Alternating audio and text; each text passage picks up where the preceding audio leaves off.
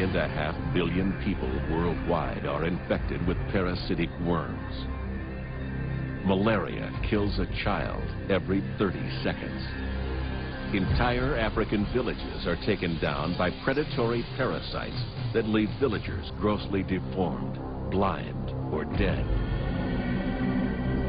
Deadly waterborne illness, infested fruits and vegetables, and debilitating Lyme disease threaten communities throughout America. Every day, hookworms suck the blood of 1.5 million people.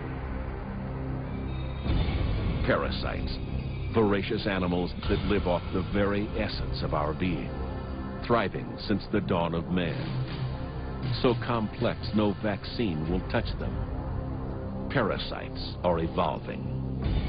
They appear to be indomitable. And they are eating us alive.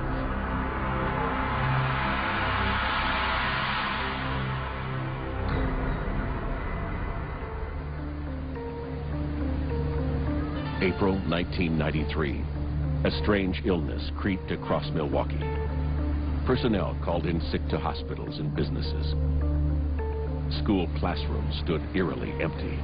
Paul Nannis was head of Wisconsin's health department. As the numbers grew from, there were 100 people that presented to the emergency rooms to several hundred people to now 1,000 people, obviously by then we knew there was something significant going on.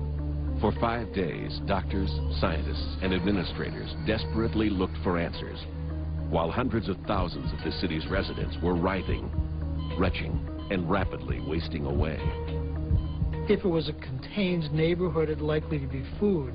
If it was uniformly dispersed across the city, given wind patterns, it would be air. But what began to emerge was a pattern of illness that kind of mirrored the water distribution in Milwaukee. The pressure mounted from a terrified public and a frenzied media. The city's water system was infested. But with what? Finally, one doctor on Milwaukee's east side remembered his medical school training in tropical disease. He checked his patients for parasites.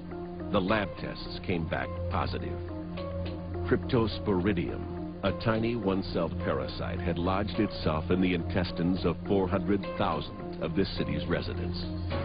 And even when we learned that it was Cryptosporidium, we still didn't know what the source was and whether our current water was currently infected. And until we knew that, we only knew part of the equation. They had their culprits, but the scare was just beginning. Paul Nannis and the city of Milwaukee were in the midst of the largest parasitic outbreak ever recorded in the United States.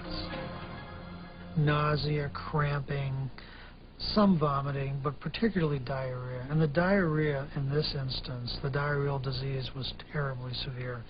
There were people that had 20 and 25 episodes of diarrhea in a day. I mean, they just couldn't get out of their homes. They had to stay home.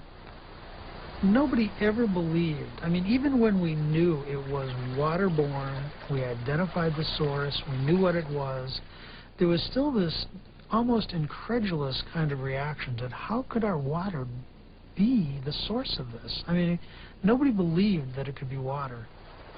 The shock deepened at the news of the first death, then another. By the time the epidemic played itself out, 200 people were dead from complications from the Cryptosporidium parasite. It was difficult for healthy people to recover from the episode. So you can understand what happened to people that didn't have healthy immune systems. They just couldn't shed it. Those who died had compromised immune systems. People with HIV, people already sick, the very old and the very young. The first 3 weeks of it were incredibly intense, media-wise, the public, the AIDS activist community that were marching down through the city of Milwaukee wanting to know why people that they knew and cared about were dying and what we were doing about it.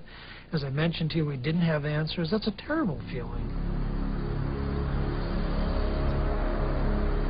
Parasitism is kind of a lifestyle, and a parasite is an organism that lives on or in another organism, which we refer to as the host, and does so either at the detriment of the host or certainly at no benefit of the host.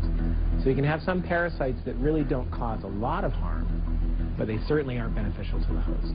There are many parasites that actually cause great harm and in fact can kill the host.